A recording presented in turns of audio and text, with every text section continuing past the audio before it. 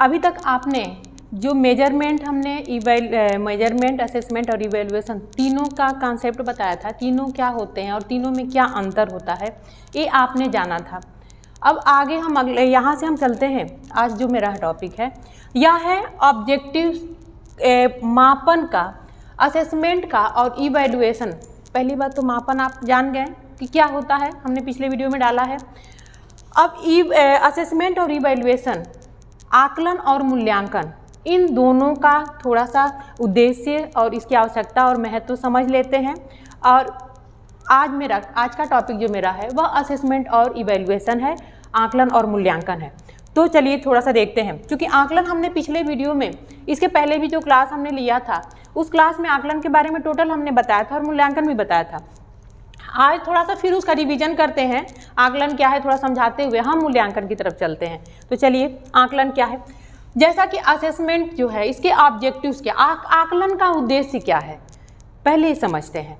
देखिए, शिक्षण प्रक्रिया में हमें शिक्षण को बेहतर बनाने के लिए, शिक्षण को प्रभावी बनाने के लिए तमाम जो है मनोवैज्ञानिकों द्वारा, शिक्षाविदों द्वारा समय समय पर उसको बेहतर बनाने के लिए, अधिगम आधारित शिक्षण करने के लिए तमाम शिक्षण से संबंधित सिद्धांत, विधियाँ, प्रविधियाँ, सूत्र, तमाम तरह की थ्योरी दिए गए हैं कि कैसे लर्निंग को बेहतर बनाया जा सके, लर्निंग को आसान बनाया जा सके, छात्रों को आसानी से लर्निंग हो जाए। इसको कैसे प्रोसेस, टीचिंग जो है प्रोसेस को कैसे हम संचालित करें जिससे कि प्रभावी शिक्षण हो।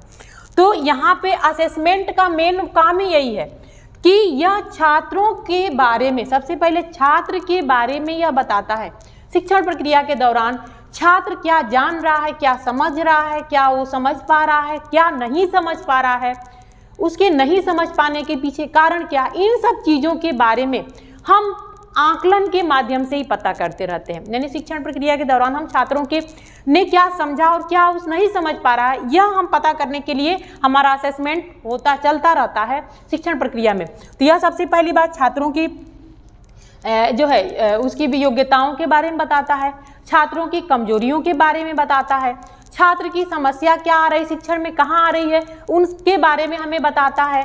और इस तरह से छात्रों के बारे में जब हम समझते हैं तो छात्र का हम आकलन कर पाते हैं कि छात्र जो है कैसे हैं, उनमें समझ में नहीं आ रहा तो उनमें क्या डिफरेंस है, उनकी इंडिविजुअल डिफरेंस क्या है, क्यों अगला छात्र नहीं समझ पा रहा है, उसके कारणों का पता करते हैं और तब जाकर उसका हम निदान करते हैं। यानी कि छात्रों की कमजोरियों का पता लगाने के लिए हम असेसमेंट करते रहते हैं कि छात्र कहाँ क्या कमियां उसकी रह गई हैं शिक्षण में, तो उसके लिए असेसमेंट करना जरूरी है। जब तक हम छात्रों की कमियों को नहीं जानेंगे, जब तक हम उसका डायग्नोस्टिक नहीं करेंगे, जब हम बार बार कहें, जब तक हम निदान नहीं करेंगे, निदान करने के बाद ही उसका एक रेमेडियल टीचिंग कर पाएंगे, एक उपचारात्मक शिक्षण हम कर पाएंगे। इसलिए पहले उनकी कमजोरियों को जानना जरूरी है, उनकी समस्याओं को जानना जरूरी है, उनकी जो है शिक्षण में जो रुकावटें आ रही हैं उनकी क्या कारण है उसको जानना जरूरी है। तो यह क्या करता है, छात्रों के बारे में हमें जानकारी देता है। छात्रों के बारे में जानना हमें इस संदर्भ में भी असेसमेंट के जो है विशेष इसके ऑब्जेक्टिव्स हैं। अगला हम आते हैं अभिभावकों को। छात्र अगर कोई इस तरह की समस्या आती है, उसका बिना हम अभिभावक के, बिना पेरेंट्स के सहयोग से हम उसका हम उपचार नहीं कर सकते हैं। अभिभावकों को भी छात्रों के बारे में हमें बताना हो या उनसे उनके बारे में कोई भी जो है राय लेना, कोई भी परामर्श लेना हो, तो यहाँ पे हमें छात्रों के बारे में जानना जरूरी है कि वह क्या सीख रहा है, क्यों नहीं सीख पा रहा, अगर उसकी समस्याएं आ रही हैं, अगर उसकी कठिनाइयां हैं तो कठिनाइयों के कारण क्या हैं, क्या क्या कठिनाइयां हैं। तो इस अभिभावकों के, माता पिता को भी बताने में कहीं ना कहीं सहयोगी होता है और इससे उनको भी छात्रों के, अपने बच्चों के, अपने जो भी पाल्यों हैं, अपने जो है बच्चों के, वह भी अपने स्तर से उसमें सुधार करने की कोशिश करते हैं।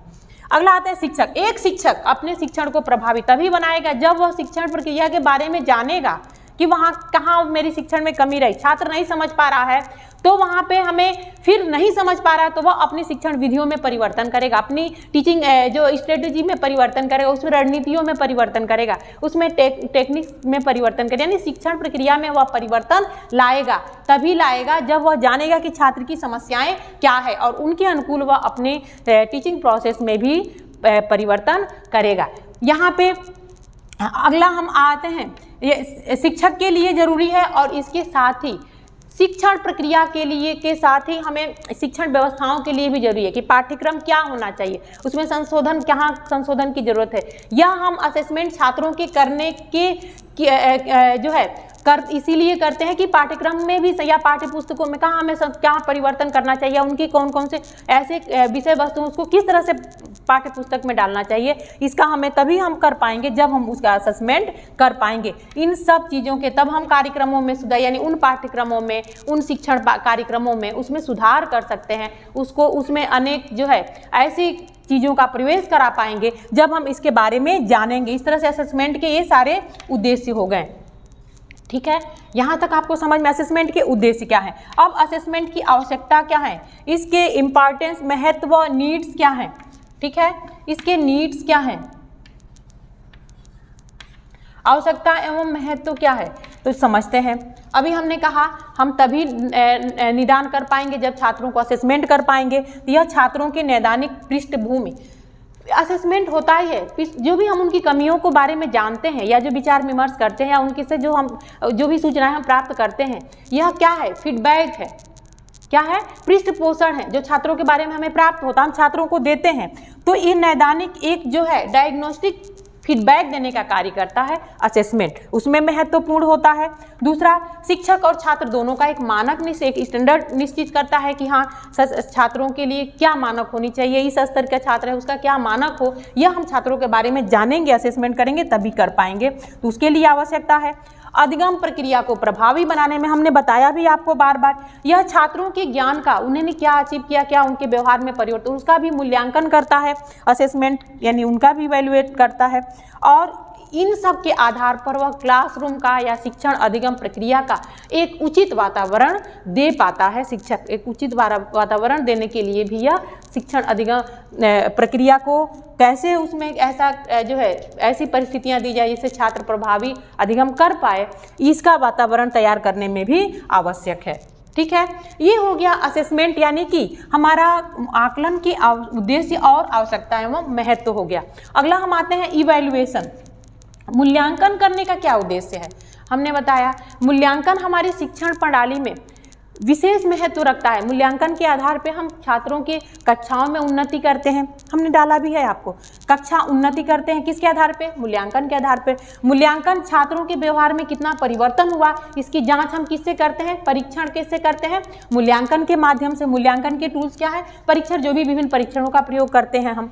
मूल्यांकन से हम क्या करते हैं, परीक्षा प्रणाली में सुधार कर सकते हैं कि छात्र क्या अचीव किया, उसने मूल्यांकन, उसके मूल्यांकन के आधार पे हम अगली मूल्यांकन परीक्षा प्रणाली हमारी कैसी हो जिससे कि छात्रों का एक वस्तुनिष्ठ और जो है विश्वसनीय मूल्यांकन हो पाए, इसका हम पता लगाते हैं, परीक्षा प्रणाली में सुधार करते हैं। फिर छात्रों की कमियों के बारे में और उनकी योग्यताएं क्या है, उनका वीकनेस क्या है, क्या उनकी कमजोरियां रही हैं और उनकी जो है उनकी एबिलिटी, उनकी योग्यता क्या है, यह हम मूल्यांकन के आधार पर ही जानते हैं। उस मूल्यांकन जब हम करते हैं तो छात्रों को कि कैसे उसके अगले जो है शिक्षण में कैसे प्रभावी बनाए, उनमें तमाम नवीन शिक्षण विधियों का प्रयोग करते हैं, खोज करते हैं, उसके आधार पे यह पाठ्यक्रम के संशोधन में सहयोगी होता है, पाठ्यक्रमों के निर्माण में आगे हम उसमें परिवर्तन करने के लिए। अभी हमने बताया ना, छात्रों को श्रेणीबद्ध करने के लिए, वर्गीकृत करने के लिए, उनको एक श्रेणी में करने के लिए भी मूल्यांकन करना आवश्यक होता है। अध्यापक और छात्र दोनों के बारे में, दोनों की कार्यकुशलता को दिखाता है। अध्यापक भी अपने शिक्षण प्रक्रिया को कितना प्रभावी बनाया या उसका शिक्षण कितना सफल रहा, इसका वह कैसे मूल्यांकन करता है, छात्रों के मूल्यांकन के माध्यम से। तो ये छात्रों, अध्यापकों का भी मूल्यांकन, कार्यकुशलता की मूल्यांकन होती है, जांच होता है। और यह छात्रों की समस्याओं का, उनकी कठिनाइयों का, उनकी जो है जो भी क्या कठिनाई आ रही है और आगे कैसे उसको सुधार किया जाए, इन सब का मूल्यांकन जो है, यह इन सब का मूल्यांकन करना इसका जो है ऑब्जेक्टिव्स हैं, उद्देश्य हैं। ठीक है, ये हमने जो लिस्ट दिया, ये उद्देश्य बताया किसका, इवैल्यूएशन का। अगला हम आते हैं इवैल्यूएशन की आवश्यकता क्या है, नीड क्या है। हम इवैल्यूएशन इसलिए करते हैं कि छात्रों की मानसिक शक्ति को जान सके कि छात्र का मानसिक विकास कितना हो पाया, छात्र की दृष्टिकोण क्या है, उसकी नज़रिया क्या है, उसके समझने के, उसकी कमियां क्या है, उसकी कमजोरियां क्या हैं, उन कमजोरियों की, उन योग्यताओं का पता करते हुए हम उनके शिक्षण को, अगले शिक्षण को प्रभावी बनाते हैं, अगले क्लास को प्रभावी बनाते हैं। अगला शिक्षण प्रक्रिया में तब हम सुधार कर पाते हैं। शिक्षण प्रक्रिया के सुधार करने में आवश्यक है। यह व्यावसायिक और शैक्षिक निर्देशन भी देता है, हमारा गाइडेंस और काउंसलिंग भी, इसमें भी इवैल्यूएशन महत्व है, क्योंकि इसी के आधार पे हमारा जो है गाइडेंस एंड काउंसलिंग होता है, गाइडेंस होता है। इसी के आधार पे जो भी हमारा इस तरह के व्यवसायिक जब हम निर्देशन देने का कार्य करते हैं तो इनके मूल्यांकनों के आधार पर ही करते हैं। ठीक है। अगला कक्षा उन्नति, छात्रों के कक्षा उन्नति के लिए, अगले क्लास में जाने के लिए मूल्यांकन आवश्यक है। छात्रों का वर्गीकरण करता है, परीक्षा प्रणाली में सुधार करने के लिए आवश्यक है, पाठ्यक्रमों में सुधार करने की आवश्यक है, शिक्षण विधियों में कैसे आगे शिक्षक अपनी विधियों में सुधार करे, शिक्षण को प्रभावी बनावे, उसमें आवश्यक है। पाठ्य पुस्तकों के निर्माण कैसे किया जाए, मूल्यांकन के आधार पर ही हम डिसाइड करते हैं कि पाठ्य पुस्तक हमारे अब कैसे होने चाहिए, कैसे उसको प्रभावी बनाए, उसमें क्या हमारे विषय वस्तु में क्या परिवर्तन होना चाहिए। यह सब हमारे मूल्यांकन की आवश्यकता एवं महत्व है। ठीक है, यहाँ तक आपको समझ में आया आकलन के क्या उद्देश्य हैं, आकलन की क्या आवश्यकता है और मूल्यांकन के क्या उद्देश्य है, ऑब्जेक्टिव्स है, और यहाँ पे आवश्यकता एवं महत्व है, नीड एवं इम्पोर्टेंस है। ठीक है, यहाँ तक आपके समझ में आया।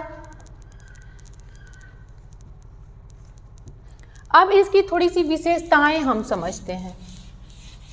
ऑब्जेक्ट जो है, इसके कैरेक्टरिस्टिक्स क्या होनी चाहिए, किसके, आकलन एवं मूल्यांकन की कैरेक्टरिस्टिक्स क्या होनी चाहिए। एक बार जानिएगा, मूल्यांकन हमारा ऐसा प्रक्रिया है, सतत प्रक्रिया है, कॉम्प्रिहेंसिव एवं कॉन्टिन्यूअस प्रक्रिया है, निरंतर एवं सतत चलने वाली प्रक्रिया क्या है, मूल्यांकन है। मूल्यांकन के माध्यम से हम, ये शिक्षण प्रक्रिया का अभिन्न अंग है। क्यों? क्योंकि देखिए, इवैल्यूएशन जब हम करते हैं तो पहले हम उद्देश्य निर्देशित करते हैं, उद्देश्य हमारे ऑब्जेक्टिव्स, यहाँ पे ऑब्जेक्टिव, हमारे ऑब्जेक्टिव्स क्या होंगे, इन ऑब्जेक्टिव्स के आधार पे हमारे जो है लर्निंग एक्सपीरियंस क्या होंगे, लर्निंग एक्सपीरियंस क्या होंगे, और इसके आधार पे हमारा इवैल्यूएशन होता है।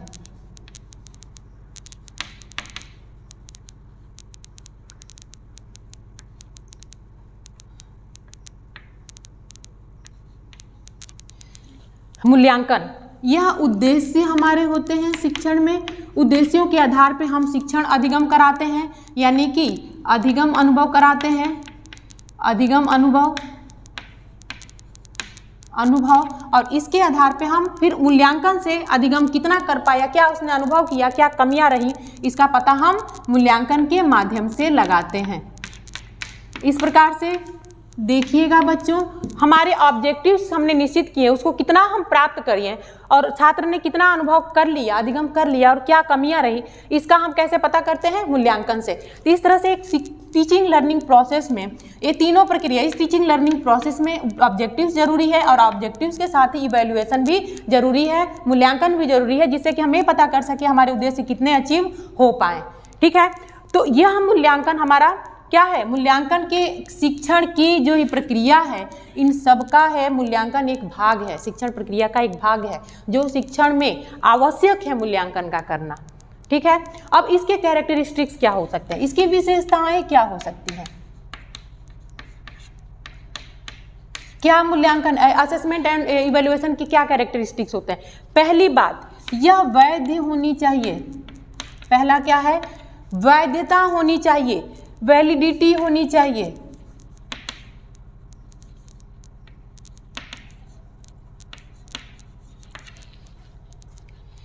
वैलिडिटी होनी चाहिए, वैधता, वैध क्या हो, यानी कि जो भी बनाया गया हो, मूल्यांकन कर रहे हैं हम, जिसके लिए कर रहे हो, उसके अनुसार हो, वह वैध हो, उसके अनुसार, और वह उनके मानक को पूरा करता हो। ठीक है, मूल्यांकन हमारा कैसा हो, जिनके लिए हम बना रहे हैं उनके लिए वह वैध हो। वैधता क्या कहता है कि वह उनके मानक के अनुरूप होना चाहिए। जब वैध होगा तो विश्वसनीय होगा ही, विश्वसनीयता, रिलायबिलिटी,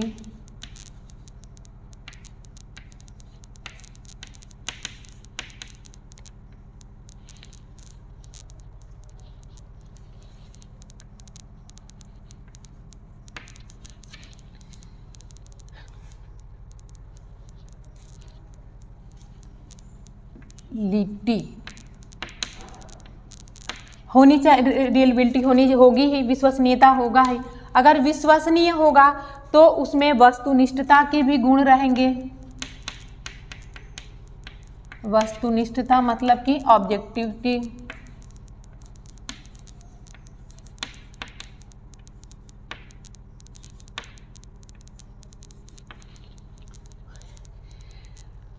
ऑब्जेक्टिविटी यानी कि उसके वस्तुनिष्ठता होगी। वस्तुनिष्ठता मतलब कि उसके परीक्षण जो किसी के भी द्वारा कोई भी करे वह उसका जो है परिणाम क्या हो, एक समान हो, एक समान सबका परिणाम निकल के आए, वस्तुनिष्ठ हो। ठीक है, अगला आता है उसको यो व्यापक होना चाहिए। व्यापकता यानी कॉम्प्रिहेंसिव,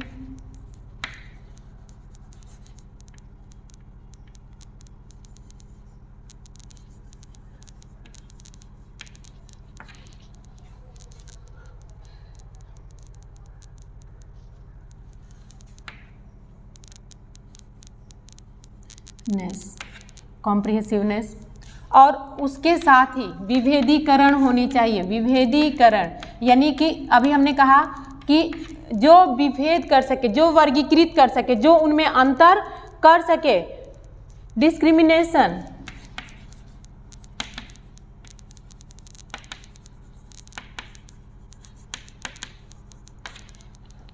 और जब डिस्क्रिमिनेशन यानी उसको वर्गीकृत कर सके, उसको विभेद कर सके, सारे छात्रों की अलग अलग वह एक क्रमबद्ध कर सके, उनको अलग अलग वर्गीकृत कर पाए, ऐसा मूल्यांकन होना चाहिए।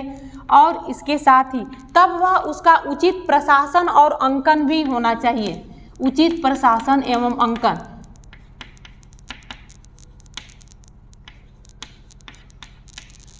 प्रशासन यानी कि एडमिनिस्ट्रेशन,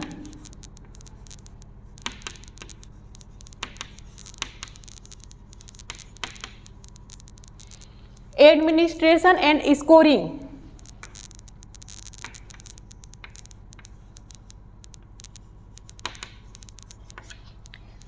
ठीक है।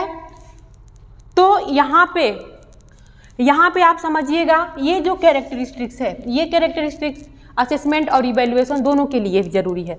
असेसमेंट में हम चूंकि आकलन करते हैं तो वह आकलन जो, लेकिन इवैल्यूएशन में विशेष जरूरी है, क्योंकि इवैल्यूएशन जब हम करते हैं तो एक हम मानक निश्चित करते हैं, एक हमारा एक जो है वह शिक्षक और छात्र के लिए ही नहीं समाज के लिए भी आवश्यक होता है।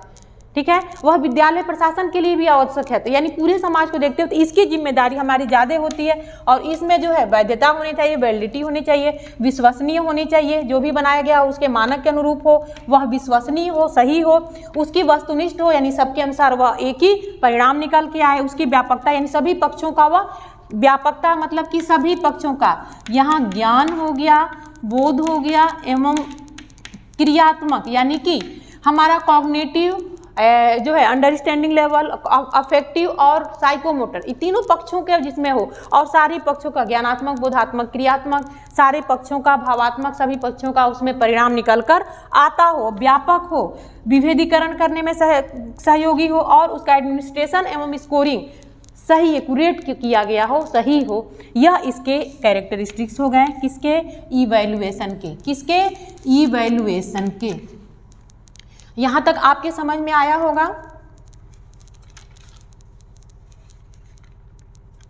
अब कुछ इवैल्यूएशन के कुछ जो है उसके निर्माण करने की कुछ प्रक्रिया होती है, थोड़ी सी प्रक्रिया के बारे में हम जान लेते हैं।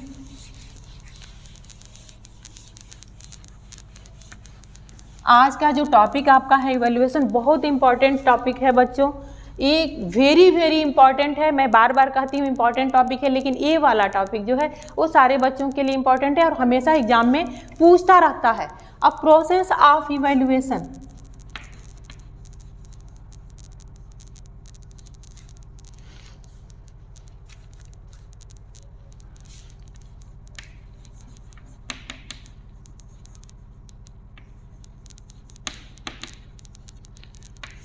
यहाँ पे प्रक्रिया हम देखते हैं, किसके प्रक्रिया जो है यानी कि इवैल्यूएशन के मूल्यांकन के प्रक्रिया के कौन कौन स्टेप होते हैं।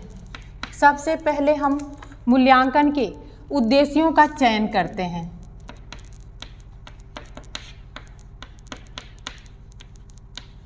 चयन एवं निर्धारण करते हैं। हमने कहा ना कि मूल्यांकन क्या है, उद्देश्यों से संबंधित होता है।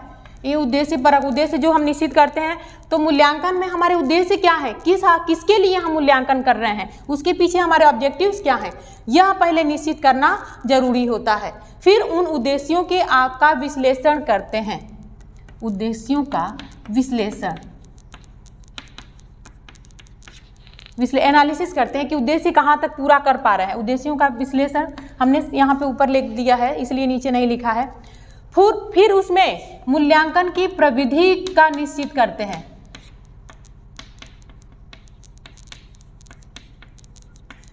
यानी कि प्रविधि का निर्धारण करते हैं। कैसे, हमें कौन सा टेक्निक्स अपनाना है, किसके लिए, इवैल्यूएशन के लिए, हमें परीक्षण के लिए कौन सा टेक्निक्स, कौन से प्रकार, किस प्रकार के परीक्षण का प्रयोग हम कर रहे हैं, यहाँ पे पहले ये निश्चित करते हैं। उद्देश्यों का चयन करते हैं, फिर हम उन उद्देश्यों का विश्लेषण करते हैं, एनालिसिस करते हैं, फिर उसके आधार पे हम मूल्यांकन के प्रविधि टेक्निक्स हम सेलेक्ट करते हैं। फिर प्रविधियों का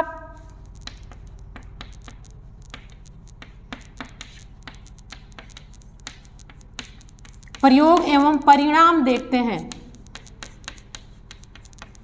फिर उसका क्या रिजल्ट निकल के, 5 स्टेप होते हैं, उनका क्या रिजल्ट निकल के आया, और फिर परिणामों की व्याख्या करते हैं।